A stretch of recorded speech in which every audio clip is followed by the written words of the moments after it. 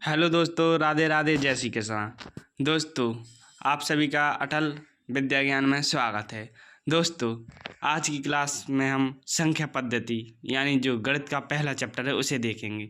दोस्तों, इसमें हम देखेंगे संख्याओं को लिखने पढ़ने की विधियाँ और जातीय मान, स्थानीय मान क्या होते हैं, पूर्ववर्ती क्या होती है, उत्तरवर्ती क्या होती है, आरोही क्रम क्या होते हैं और अवरोही क्रम क्या होते हैं। दोस्तों, इसमें हम ये सब सीखेंगे जो हमारी कक्षा 6 और कक्षा 9 के नवोदय प्रवेश परीक्षा के लिए बहुत ही महत्वपूर्ण है और साथ ही और अन्य परीक्षाओं के लिए भी बहुत ही ज़्यादा महत्वपूर्ण है, जैसे कि अटल आवासीय विद्यालय हुआ और हमारा जो राष्ट्रीय छात्र स्कॉलरशिप का होता है वो हुआ।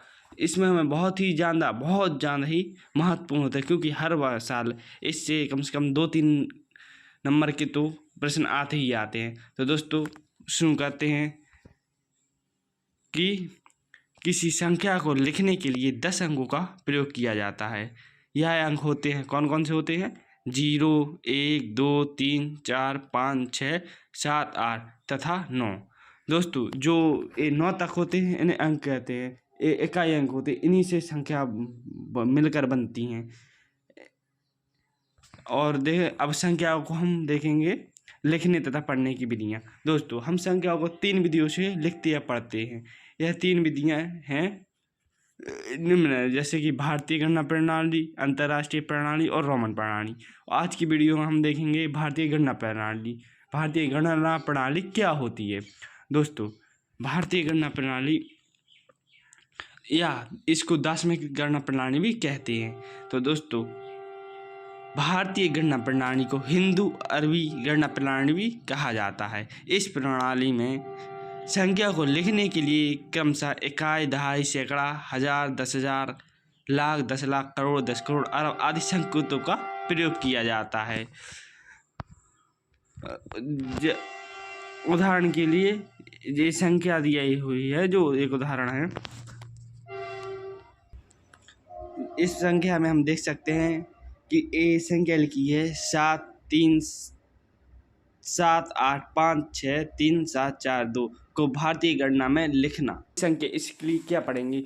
जो पीछे की संख्या से हम गिनना सके, ये इकाई, दहाई, सैकड़ा, हजार, 10,000, लाख, 10 लाख, करोड़, 10 करोड़ और अरब, हम इसे इस प्रकार से पढ़ सकते हैं। तो दोस्तों, इसे हम इसे पढ़ेंगे, अर्थात दी गई संख्या को हम किस तरह पढ़ सकते हैं? इसे हम पढ़ सकते हैं कि 7 अरब 37 करोड़ 85 लाख 63,742। इसे हम इस तरह से पढ़ सकते हैं। और अब हम भारतीय गणना प्रणाली हमने देख ली, इसे हम किस तरह लिख सकते हैं, किस तरह पढ़ सकते हैं। तो अब हम देखेंगे जातीय मान। जातीय मान क्या होता है? तो दोस्तों, जातीय मान किसी दी गई संख्या में जातीय मान उसका अपना मान है, चाहे वह किसी भी स्थान पर क्यों ना हो। जैसे यह एक उदाहरण दिया है कि ये 7, 4, 2, 5 में 2 का जातीय मान कितना है? तो दोस्तों, यहाँ पर 2 का जातीय मान है, 4 का जातीय मान 4 है। यहाँ 2 का जो जातीय मान है वो 2 है और 4 का जातीय मान 4 है। और दोस्तों, यहाँ ध्यान देने की बात है कि जातीय मान और स्थानीय मान में बहुत अंतर होता है, क्योंकि स्थानीय मान हमें इस संख्या के पीछे कितनी संख्या है, इकाई, दहाई, सैकड़ा, हजार, इस तरह से देखना पड़ता है। लेकिन जातीय मान में जो संख्या जहाँ है उसका जातीय मान वही होता है। जैसे कि 2 चाहे यहाँ होता, जैसे 5 का जातीय मान पूछे कि 5 का जातीय मान कितना है, तो 5 का जातीय मान 5 है। और अगर हम 7 का पूछते तो 7 का जातीय मान कितना होता? 7 का जातीय मान 7 होता। और आगे देखते हैं दोस्तों, अब स्थानीय मान देखते हैं। किसी संख्या में किसी अंक का स्थानीय मान यह बताता है कि वह अंक इकाई, दहाई, सैकड़ा आदि के स्थान पर है। जैसे ये संख्या दी गई हुई है, इसमें 7 का स्थानीय मान व जातीय मान निकालना है। तो दोस्तों, हम देख सकते हैं कि 7 का स्थानीय मान और जातीय मान, तो इसमें हम देखेंगे कि 7 का जातीय मान 7, फिर यहाँ 8, यहाँ 7 का यहाँ पर लिखेंगे 3 जीरो, क्योंकि जितनी संख्या होंगी उतने ही जीरो बढ़ते जाएंगे। या 5 लिखना था, 5, फिर यहाँ पर 7, 7 का 1 2 3 जीरो, और 2 का लिखेंगे 2 1 2 3 4, और 4 का इसी प्रकार लिखेंगे, 4 का लिखेंगे 5 जीरो, 1 2 3 4 और एक 5 जीरो, और 7 का लिखेंगे 7 लिखकर 1 2 3 4 5 6, 2 2 4 2 6 और 7, 7 का स्थानीय मान होगा। तो हमें यहाँ पर 7 का स्थानीय मान और जातीय मान 7 का 7 ही होगा, लेकिन स्थानीय मान 7 करोड़ होगा, 7,000 होगा और 7 होगा। और जातीय मान तीनों का 7 ही 7 होगा। आई समझ में? हम इसे दूसरी तरीका से भी लिख सकते हैं, जैसे वो संख्या दी गई थी, ये संख्या दी गई है, इसमें हम 7 यहाँ पर संख्या देखेंगे, एक यहाँ पर 1 2 3 4 5 6 7, तो यहाँ पर 7 जीरो लगा दो, 1 2 3 4 5 6 और एक 7, और फिर दूसरे 7 का निकालना है, तो यह 7 देखो, कोई 7 के पीछे कितनी संख्या है? 3, तो हम लिख सकते हैं 7 1 2 3, ये भी निकल जाएगा 7 का, और फिर एक 7। तो दोस्तों ये 7 के स्थानीय मान हो गए। स्थानीय मान कहाँ कहाँ पर 7 स्थित है? 7 पर है, 7,000 पर है और 7 करोड़ पर है। तो दोस्तों हमें आशा है आपको समझ में आई होगी। और जातीय मान वही संख्या होती है जहाँ पर वो होती है, जैसे 7 का जातीय मान कितना है? 7, यहाँ पर भी कितना है? 7 ही है, और यहाँ पर 7 है। आई समझ में? आगे देखते हैं अगला, ये उदाहरण हो गया। अब स्पष्ट है कि 7 का स्थानीय मान अलग अलग स्थानों पर अलग अलग है, किंतु जातीय मान या अंकित मान प्रत्येक स्थान पर 7 ही है। तो अब आगे देखते हैं। अब पूर्ववर्ती संख्या उन्हें संख्याओं को कहते हैं जिन संख्याओं में से हम एक घटाने पर जो संख्या प्राप्त होती है उसे पूर्ववर्ती संख्या कहते हैं। ये हमने लिख दिया 30 में से हम एक घटा देंगे तो कितना बचेगा? 29। तो ये 30 का पूर्ववर्ती क्या है? जो पहले आया, क्या आया? 29। और ऐसा ही इसे 1000 है, 1000 का पूर्ववर्ती 1000 से पहले क्या आता? 1000 से पहले 999 आते, इसमें एक घटा दो तो जो क्या निकल आएगी? ये निकल आएगी पूर्ववर्ती संख्या। आई समझ में? पूर्ववर्ती संख्या कैसे निकाली जाती है। और उत्तरवर्ती संख्या किसी संख्या में एक जोड़ने पर प्राप्त संख्या दी गई संख्या की उत्तरवर्ती संख्या कहलाती है। दोस्तों जैसे यहाँ पर जो 87 दी गई है संख्या, इसे 87 + 1 बराबर कितना होगा? 88। तो 87 के बाद कितना आता है? 88। जो जस्ट उसके बाद आता है उसे उत्तरवर्ती कहते हैं, और उसके जो पीछे आता है उसे पूर्ववर्ती संख्या कहते हैं। तो दोस्तों जैसे ए है 739, इसकी पूर्ववर्ती क्या होगी? तो हमने लिख दिया 739 + 1 बराबर 1 जोड़ दिया तो कितना होगा? 740। आ गया समझ में? पूर्ववर्ती अनुवर्ती। अब हम देखते हैं आरोही क्रम। दोस्तों आरोही क्रम बहुत ही महत्वपूर्ण है, क्योंकि कक्षा 5 के मतलब जो 5 के बच्चे नवोदय की तैयारी कर रहे हैं वो कक्षा 6 में जाएंगे। तो कक्षा 6 में नवोदय में आरोही क्रम में लिखने के लिए आता है एक ना एक क्वेश्चन, तो ये बहुत ही महत्वपूर्ण है। तो दोस्तों ये संख्या दी गई है कि संख्याओं के मान का बढ़ता हुआ क्रम आरोही क्रम होता है। दोस्तों हम इस तरह से मान लेते हैं कि हम यहाँ से घर से स्कूल की तरफ जा रहे हैं, तो क्या हो रहा है? आरोही क्रम। और जब हम स्कूल से घर की ओर आ रहे हैं तो अवरोही क्रम।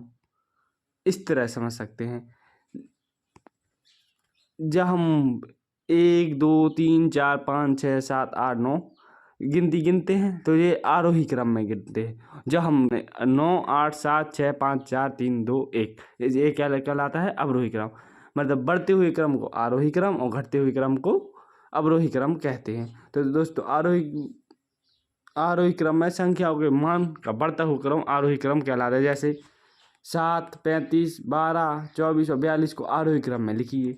तो दोस्तों पहले हम इसे लिख लेंगे कि सब में छोटा कौन है, 7, फिर उससे थोड़ा बड़ा 12, फिर उससे बड़ा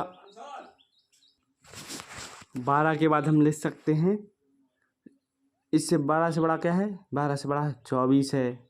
यहाँ देखना पड़ता है। इसके बाद 24 के बाद हमें देखना पड़ेगा कि 24 से बड़ा कौन सी है। 24 से बड़ी संख्या आप देखो, यहाँ दिख रही है 35 है।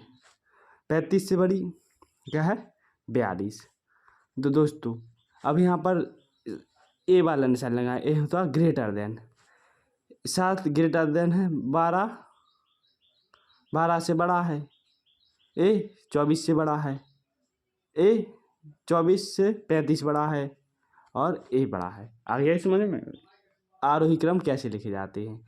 अब हम देखते हैं अवरोही क्रम। हमने बता तो दिया ही था कि संख्याओं के मान का घटता हुआ क्रम अवरोही क्रम कहलाता है। जैसे हम मान सकते हैं कि हम लिखते हैं क्या था, 1, 2, 3, 4, 5, 6, 7।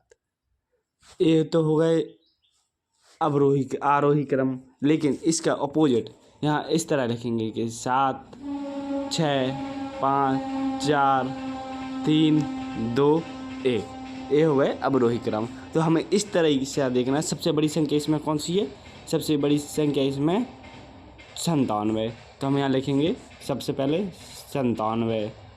97 से छोटी कौन सी है, 74।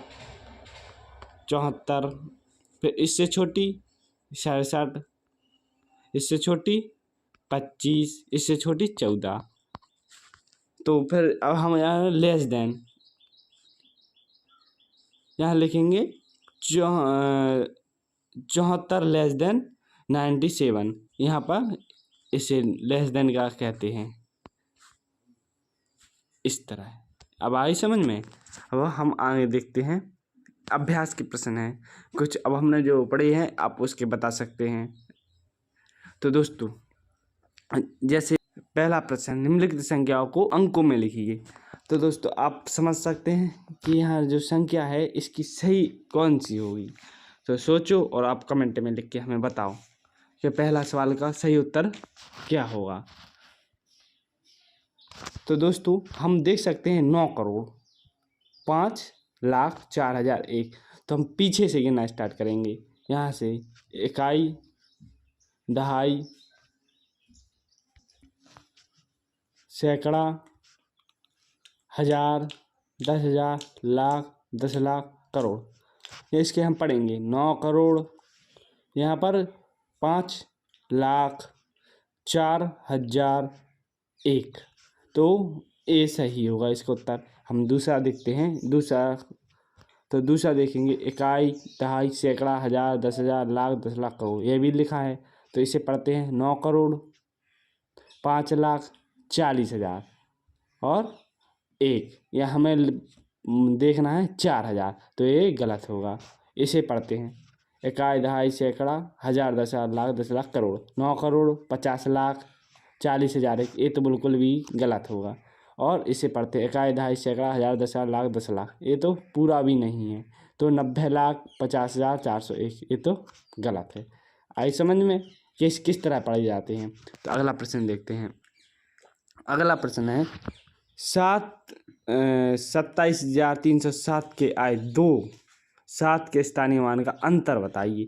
दोस्तों इस तरह के सवालों में हमें क्या करना पड़ता है, पहले हमें 7 के स्थानीय मान निकालने पड़ेंगे। तो 7 के स्थानीय मान निकालना हमने बताया था। तो पहले हम लिखेंगे, ये संख्या लिखते हैं। तो इसका पहले 7 का स्थानीय मान 7 और 0 के 0 होगा और 3 के 3, 2 0 और 7 का 3 0। इसे हम डायरेक्ट भी लिख सकते हैं। और दोस्तों हम देख सकते हैं 7 के 2 स्थानीय मान का अंतर। तो अंतर का मतलब होता है घटाना।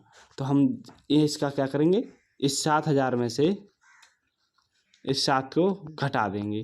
तो दोस्तों 0 के मान 11, 10 में से 7 गए, 3 बचे। और अब यहाँ से ली थी एक हासिल, तो यहाँ पर 9 बचे थे। तो यहाँ पर 9 आ गए और यहाँ पर 0 और यहाँ पर कितने आ जाएंगे 6 यहाँ पर। तो दोस्तों अब हम लिखेंगे 7000, ये वाले 7000 हैं जो ये लिखेंगे 7000 माइनस 7। 7000 में से 7 के तो कितने बचेंगे 9000 6993 ये बचे जो कि विकल्प नंबर ए सही होगा। अगला सवाल देखते हैं।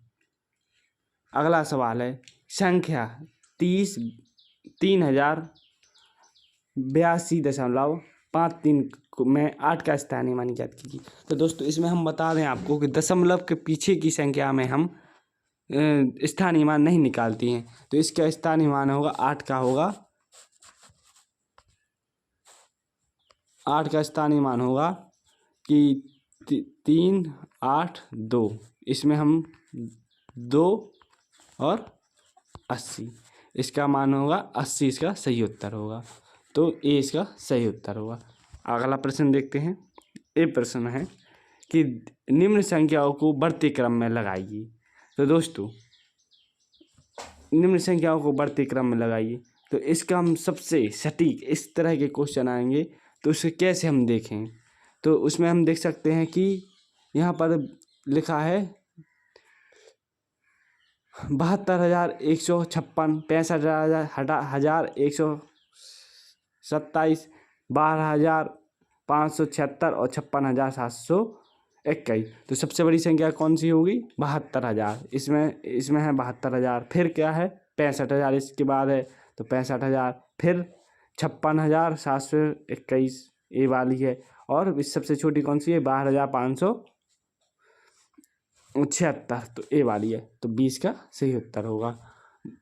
तो दोस्तों अब आगे हम देखेंगे कल की क्लास में।